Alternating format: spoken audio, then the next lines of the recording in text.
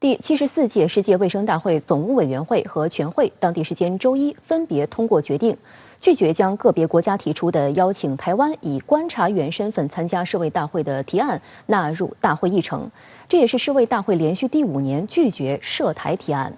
台湾事部门和卫福部门负责人对此竟妄称这是世界的损失。另一方面，美国又开始在病毒起源问题上污名化中国，甚至连美国传染病专家福奇都改口称支持对武汉进行进一步的调查。第74届世界卫生大会正在进行中，台湾不仅连续第5年未获得邀请以观察员身份出席，个别国家提出的所谓邀请台湾以观察员身份参加世卫大会的提案，也连续第5年被拒绝。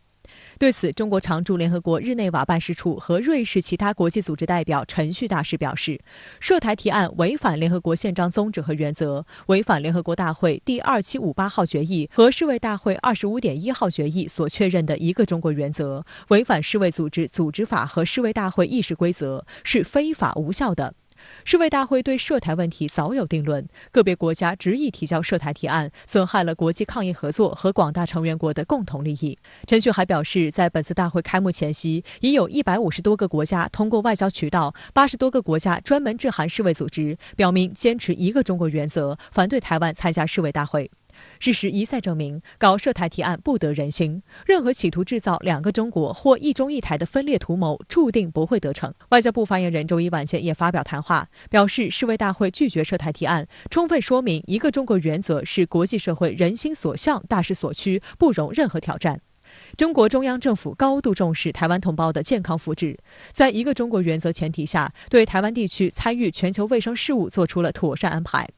新冠肺炎疫情发生后，中国中央政府已向台湾地区通报疫情260次，批准台湾地区卫生专家参加世卫组织技术活动16次。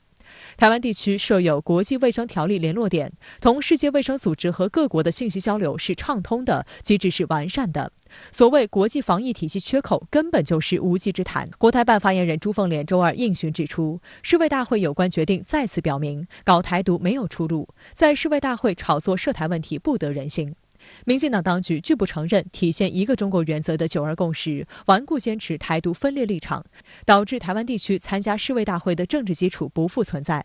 我们奉劝民进党当局不要在错误道路上越走越远，任何挑战一个中国原则的行径都必然以失败告终。台湾当局呢，它虽然不是这个世卫组织的正式成员，但是呢，只要他坚持一个中国92共识的话呢，应当说呢，他完全呢对这个参与的世卫组织的有关的活动了解有关的信息呢，是一点没有障碍的。所以呢，在马英九当局执政的时候呢，实际上呢，台湾当局呢是以观察员的身份呢，是列席了世卫组织的有关的大会。一段时间以来，面对岛内日趋严峻的疫情和广大台胞不断承受的防疫压力，岛内一些团体和人士不断呼吁采购大陆疫苗。国台办明确表示，愿意迅速做出安排，让广大台湾同胞尽快有大陆疫苗可用。如果有需要，大陆也愿意积极考虑向台湾派出疫情防控专家，与台湾医疗卫生人士分享抗疫经验，提供防疫咨询。面对大陆持续释放的善意，民进党当局却依然政治挂帅，罔顾岛内民生福祉。据台湾地区流行疫情指挥中心周二数据，台湾新增283例新冠肺炎确诊病例，其中281例为本地个案，另有校正回归本地个案261例，确诊个案中新增6例死亡病例。有医学专家担心，虽然岛内已经加大检测，但仍未普筛，因此怀疑社区中仍存在不少尚未检测出来的病例。台湾地区呢，它这个在陈时中的操弄下呢，实际上它只得到了很有限的疫苗，但是呢，很有限的阿斯利康疫苗呢，居然他们的医卫人员呢带头不愿意施打。所以这种情况呢，应当说是非常的反科学的。所以现在出现的这种严重的局面呢，虽然是有一点点意料之外，但是呢，现在我们也可以明显的观察到呢，台湾所谓的抗疫防疫的标兵呢，实际呢，它是一种神话。这种神话呢，现在是彻底的破灭了。此外，目前台湾地区疫苗接种率仍不到1%，这也为疫情爆发埋下隐患。台大教授蔡普昌认为，疫苗接种速度缓慢，加上更具传染性的变异毒株，制造了一个让台湾经历一次疫情爆发的完美机会窗口。还有医生指出，台湾发生疫情的主要原因是过于自满与骄傲。指挥中心从来就不想利落地承认台湾有社区感染。事实上，1周前，陈时中还投书日本媒体，宣称台湾是全球因应传染病最成功的地区之一。因为我们知道，台湾地区本身自己研发疫苗呢，大概本来有3家的企业在做，现在呢，就是台湾当局呢，只是把1家呢排除在外了，另外就集中在2家，这2家呢，据所谓阴谋人的说法呢，好像呢，它背后呢还是有一定的这个利益上的牵连，而且是有比较大的黑线。自己研发的疫苗呢，现在只是刚刚连2期的临床试验都没有完成。现在如果他在3期都没有投入的情况下呢，就立即投入使用的话，实际上对台湾公众呢是很不公平的，而且呢蕴藏着很大的风险。眼看疫情日益加重，民进党当局却仍然做着拿芯片换疫苗的美梦。有台媒就发文指出，所谓芯片换疫苗完全是闹剧。台湾地区早在特朗普时期就已经失去谈判筹码。彭博社周一撰文指，因为缺乏疫苗，岛内目前存在因公共卫生紧急事件而封城的风险，这有可能扰乱作为台湾支柱产业的半导体业，从而进一步威胁本就紧缺的全球芯片供应。彭博社认为，蔡当局拒绝从中国大陆采购疫苗，还恐吓称，如果不能拿到疫苗，将出现更多芯片短缺，这是在提供更多诱因，鼓励全球大型经济体加强半导体投资，摆脱对台湾依赖。长期下来，可能侵蚀台湾地区在半导体领域的竞争优势。另一方面，西方国家近来又老调重弹，企图在新冠病毒起源问题上抹黑中国。周日，《华尔街报道》援引一份美国情报报告称，2019年11月，中国武汉病毒学研究所的3名研究人员寻求医院治疗，这比中国报告首例新冠肺炎病例早了1个月。对此，白宫新闻秘书普萨基在周一的记者会上回应称，美国目前没有足够的信息就新冠病毒的起源做出结论，但他又说，美国一直在呼吁对病毒起源进行独立的国际调查。美国国家安全委员会的一名发言人也表示，美国仍对新冠肺炎疫情的最初阶段存在所谓严重疑问，包括它的起源。而阴谋论的持续炒作也正在侵袭美国的科学界。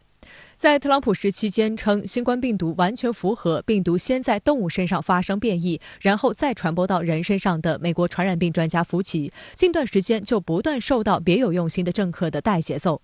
比如美国共和党右翼保守派资深政客、国会参议员兰德·保罗就在一场听证会上攻击福奇，称福奇曾经在领导美国国立卫生研究院时，给中美科学家开展的一项危险的冠状病毒研究批了科研经费，并因此指控他参与了中国的病毒项目，导致了新冠病毒的诞生。尽管福奇表态相关说法完全是胡扯，但在保罗的持续抹黑下，福奇也只能改口称，我并不确信病毒来自大自然，我们应该继续调查中国发生了什么。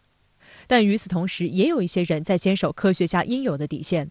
英国病毒学者皮特·达萨克表示，他和来武汉进行溯源研究的学者已经发布了大量且充分的资料，证明了病毒最有可能来自自然界，来自实验室的可能性则几乎不存在。此外，杜兰大学医学院病毒学家罗伯特·盖瑞、斯科里普研究院免疫学和微生物学家克里斯蒂安·安德森以及哥伦比亚大学病毒学家安杰拉·拉斯姆森也都认为，事实就是更多的证据表明病毒来自大自然界，而非所谓的实验室泄露。美国科普作者伊森·西格尔一针见血地表示，人们之所以会觉得新冠病毒是某个实验室里制造出来的阴谋论更可信，是因为许多国家的防疫工作都没有做好，导致死了很多人，人们难以接受这种局面，才会去希望这种病毒只是由一群邪恶的人制造出来，以此来寻求安慰，尤其是那些搞砸了防疫工作的政客们。对这样的炒作呢，我个人觉得呢，他们的险恶用心呢，就是希望呢把中国作为一个主要的攻击对象。那么在目前这样疫情呢非常